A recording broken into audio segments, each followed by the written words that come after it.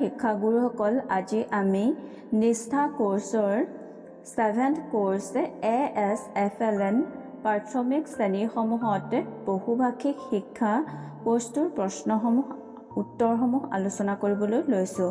আহক আমি আলোচনাৰ মাজলৈ আগবাঢ়ো।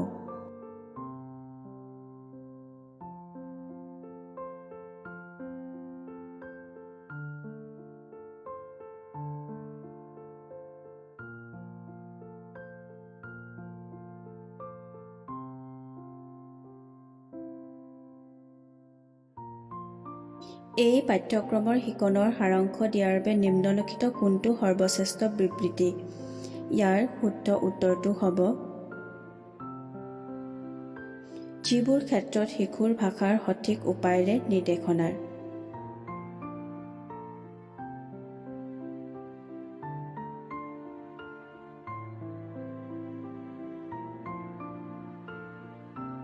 কমলা ৰাজস্থানৰ কোটা অঞ্চলত বাস কৰে আৰু ঘৰত হাদ্দী ভাষাত কয়। 4 মাহৰ বিলম্বৰ পাছত তাই প্ৰথম শ্ৰেণীত যোগদান কৰিছে। আজি স্কুলত তাইৰ প্ৰথম দিন।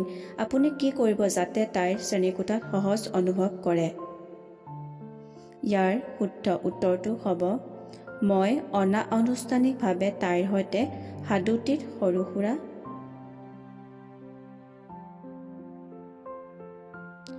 জ্ঞান সৃষ্টিৰ বাবে কোনটো ভাষা কাৰ্যকৰী?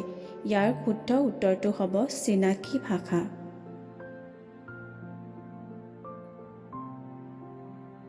অশুদ্ধ বাক্যটো বাছনি কৰক। ইয়াৰ শুদ্ধ উত্তৰটো হ'ব শিশুৱে মাতৃভাষাৰ জৰিয়তে শিকিলে আন ভাষা শিকিবলৈ।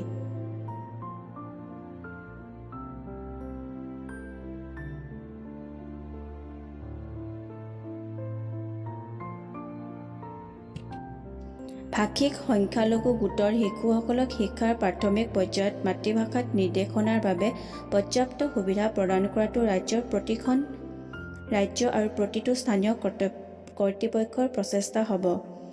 ইয়াৰ শুদ্ধ উত্তৰটো হ'ব ভাৰতীয় সংবিধান।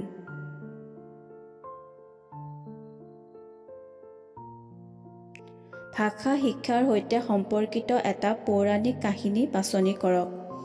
ইয়াৰ শুদ্ধ উত্তৰটো হ'ব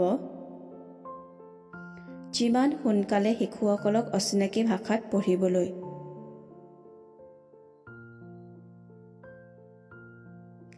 নিম্নলিখিত শিশুসকলৰ ভিতৰত কোনে শিকনৰ সময়ত আটাইতকৈ বেছি সংগ্ৰাম কৰিব? ইয়াৰ শুদ্ধ উত্তৰটো হ'ব ৰমেশ, যি তেওঁৰ পৰিয়াল আৰু সম্প্ৰদায় দুয়োটাতে। L2 শিক্ষাদানৰ ওপৰত নিম্নলিখিত কোনটো কৌশল বুনিয়াদী বছৰত কাৰ্যকৰী নহয়? ইয়াৰ শুদ্ধ উত্তৰটো হ'ব বৰ্ণমালা আৰু পাঠ পাঠ্যপুথিৰ পৰা ৰচনা কৰি শিকা।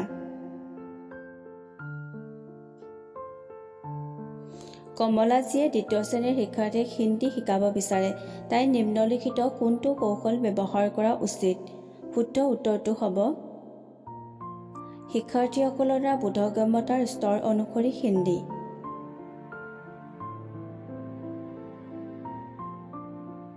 বহুভাষিক শিক্ষা সম্পৰ্কে নিম্নলিখিত কোনটো মন্তব্য সঁচা?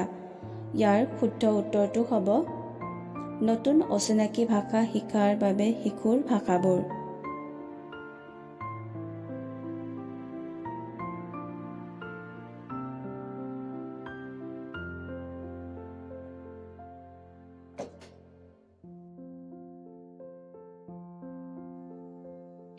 শিক্ষণত L1ৰ ব্যৱহাৰে শুদ্ধ উত্তৰটো হ'ব সকলো বিষয় ভালদৰে শিকাত সহায় কৰে।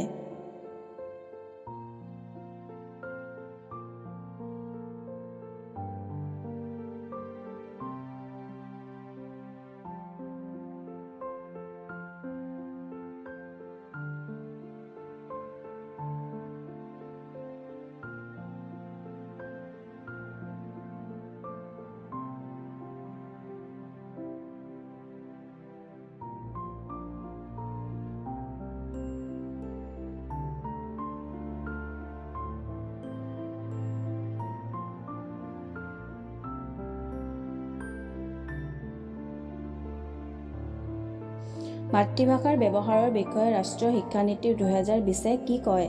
শুদ্ধ উত্তৰটো হ'ব সৰু ল'ৰা ছোৱালীয়ে তেওঁলোকৰ মাতৃভাষাৰ জৰিয়তে।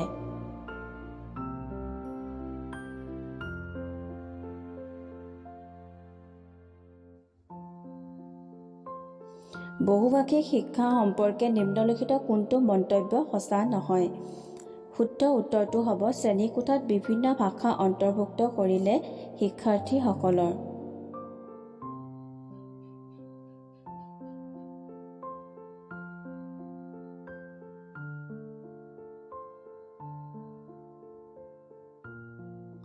পাঠ্যপুথি, শিক্ষণ সামগ্ৰী শিকোৱা আৰু শিক্ষণ অনুশীলনীত আনুষ্ঠানিকভাৱে ব্যৱহাৰ কৰা ভাষাটোক কোৱা হয়। শুদ্ধ উত্তৰটো হ'ব নিৰ্দেশনাৰ মাধ্যম।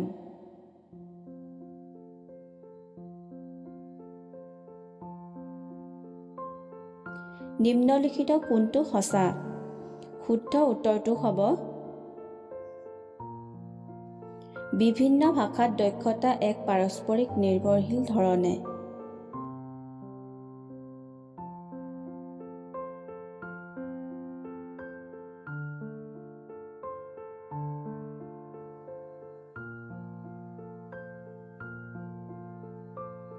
বহুভাষিতাৰ অৰ্থ হৈছে শুদ্ধ উত্তৰটো হ'ব এজন ব্যক্তিৰ দ্বাৰা দুই বা ততোধিক ভাষা ব্যৱহাৰ কৰা।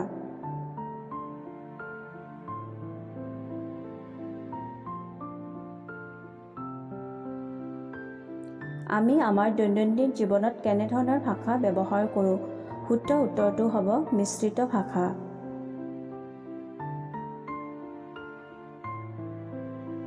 নিম্নলিখিত কোনটো বহুভাষিক শিক্ষাৰ মুখ্য বৈশিষ্ট্য নহয়? শুদ্ধ উত্তৰটো হ'ব শ্ৰেণীকোঠাত এটা ভাষাৰ ওপৰত আন এটা ভাষাৰ।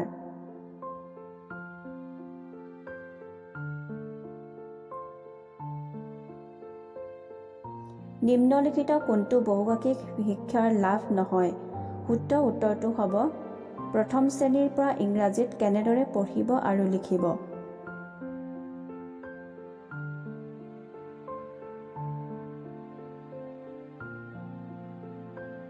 ৰাষ্ট্ৰীয় শিক্ষানীতি 2020ত নিম্নলিখিত কোনটো মন্তব্য উল্লেখ কৰা নাই? শুদ্ধ উত্তৰটো হ'ব যদি শিশুসকলক তেওঁলোকৰ মাতৃভাষাৰ জৰিয়তে।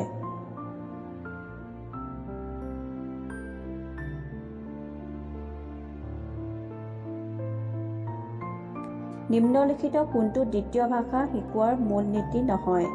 শুদ্ধ উত্তৰটো আৰম্ভণিৰ বছৰৰ পৰা লিখাৰ বাবে এলটো শব্দভাণ্ডাৰ ব্যৱহাৰ।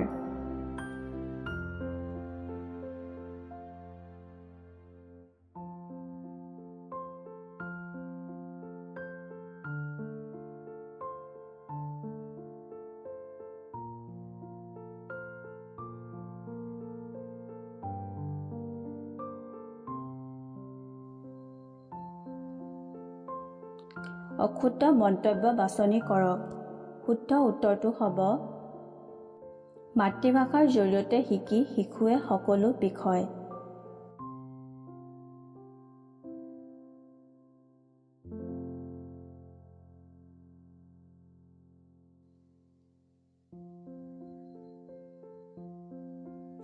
শিক্ষাৰ ভাষাৰ ইথিওপিয়াৰ আৰ্হিৰ ওপৰত কৰা অধ্যয়নে দেখুৱায় যে শুদ্ধ উত্তৰটো হ'ব মাতৃভাষাৰ জৰিয়তে অধ্যয়ন কৰা শিশুৱে সকলো শৈক্ষিক।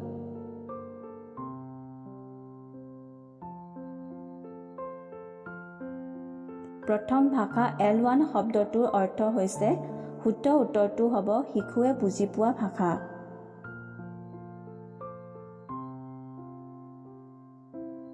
দেশৰ দলংখন অতিক্ৰম কৰি সৃষ্টিশীল জ্ঞান নিৰ্মাণ কৰিব পাৰি। শুদ্ধ উত্তৰটো হ'ল চিনাকি ভাষা।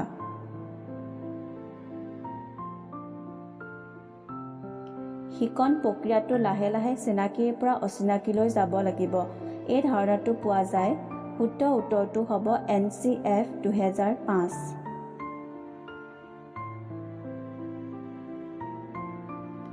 গৱেষক বিজ্ঞানী অল্ফৰ যুক্তি ইয়াৰ শুদ্ধ উত্তৰটো হ'ব ভাষা শিক্ষাৰ সকলো নহয়, কিন্তু ভাষা অবিহনে শিক্ষাৰ।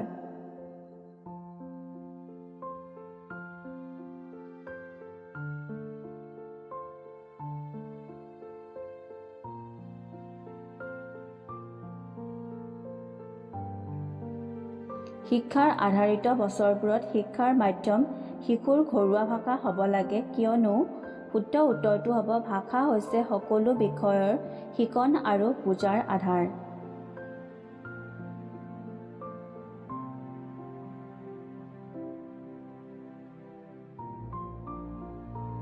বিদ্যালয়ত ব্যৱহৃত ভাষাৰ বাবে কোনে কোনে শিকনৰ অসুবিধাৰ সন্মুখীন হ'ব?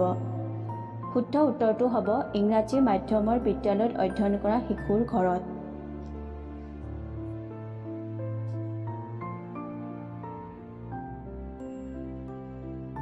প্ৰাথমিক বিদ্যালয়ৰ প্ৰায় 25% শিশুৱে আধাৰিত বছৰবোৰত কিয় এক গুৰুতৰ শিকনৰ অসুবিধাৰ সন্মুখীন হয়? ইয়াৰ শুদ্ধ উত্তৰটো হ'ব বিদ্যালয় আৰু ঘৰত ব্যৱহৃত ভাষা পৃথক।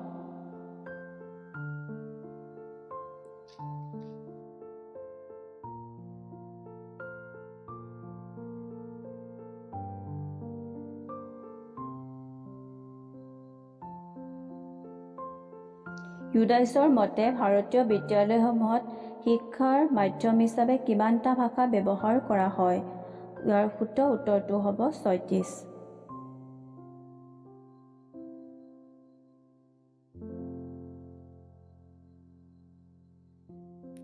কোনবোৰ পৰিস্থিতিত এটা লিংক ভাষা ব্যৱহাৰ কৰা হয়? ইয়াৰ শুদ্ধ উত্তৰটো হ'ব যেতিয়া বিভিন্ন ভাষিক সম্প্ৰদায়ৰ একেলগে বাস কৰে।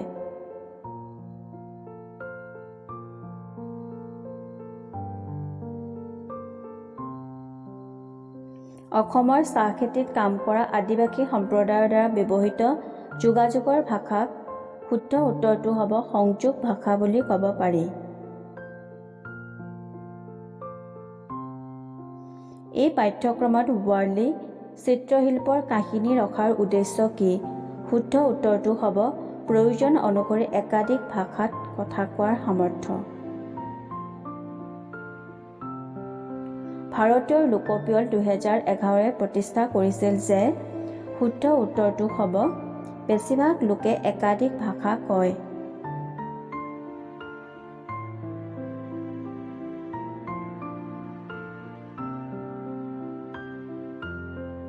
ভাৰতীয় লোকপিয়ল 2011 অনুসৰি ভাৰতত কিমানটা ভিন্ন মাতৃভাষা কোৱা হয়? ইয়াৰ শুদ্ধ উত্তৰটো হ'ব 1369।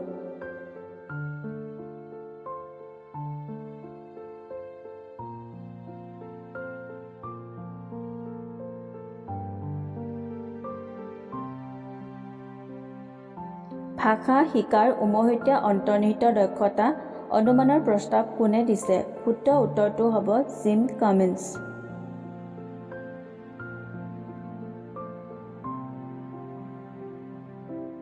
ৰাষ্ট্ৰীয় শিক্ষানীতি 2020ত বহুভাষিকতাৰ ক্ষেত্ৰত উল্লেখ কৰা হৈছে। শুদ্ধ উত্তৰটো হ'ব যিমান দূৰ সম্ভৱ পঞ্চম শ্ৰেণীলৈকে শিক্ষাৰ মাধ্যমটো।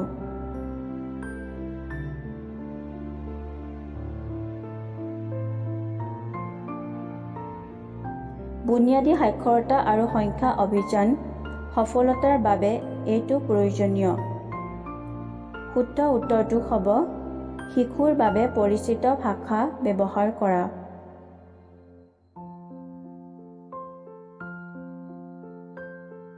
নিম্নলিখিত কোনটো মিশ্ৰিত ভাষা ব্যৱহাৰৰ উদাহৰণ নহয়?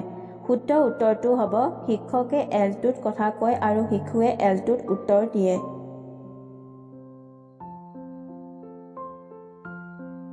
এনেদৰে কৰিলেই আপোনালোকে 40ৰ ভিতৰত 40 সম্পূৰ্ণ নম্বৰ পাবলৈ সক্ষম হ'ব।